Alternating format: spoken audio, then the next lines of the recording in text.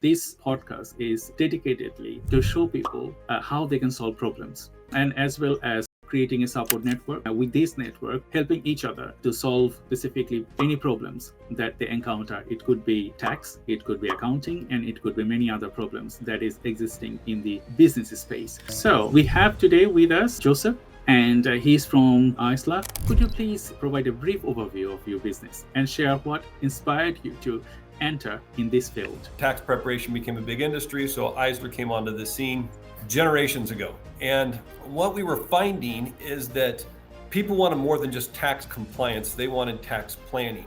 And as we worked with clients with their financial picture, their financial advisors were more focused often on stock picking. Say, if we can grab the right stocks, that's how you make money. People are finding you really do better in your finances if you find stable companies and let them grow. The problem that people are having though is the tax is killing them. And so really to be able to merge your financial planning with your tax picture, that's the next level. When you have parents and you think about all sorts of tax things, in the UK is different, in the USA as well as it's different. But if you do not understand what type of taxation you would cater for, it would be difficult. You will lose a lot of money if you do not tailor that to the next levels. Don't get confused by the word separately managed account or SMA. An SMA is just an account that doesn't hold mutual funds, that holds individual stocks that you can sell those stocks strategically to harvest losses or time the gains as you want to. So the pros of the Flex SMA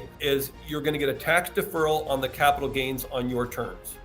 The trend is not favorable to the next generation. So people that are willing to invest in relationships with their tax strategists are going to minimize the pain. We know any of us can grab a mutual fund or an index fund and watch it ride and ebb and flow with the market. That's not the challenge with financial planning anymore. The financial planning are watching your fees, watching your taxes, and implementing your risk tolerance in a way that's tailored to your individual interests and needs. If someone knew they wanted to master in your field, how would you support them, and what advice do you give it to them? I would say if you are willing to get out there and listen and do self-education, you're going to get ahead. And when I say self-education, I'm not talking about the CE classes or CPE classes that are required, the 20 minimum per year, 60 every 2 years we have here in Oregon. People who are strategic and innovative, you're going to want to make sure you are just a constant learner. And that would be my best advice. Artificial intelligence will not solve your taxation problem because it's beyond that limit. Maybe it will take another few years for artificial intelligence to talk about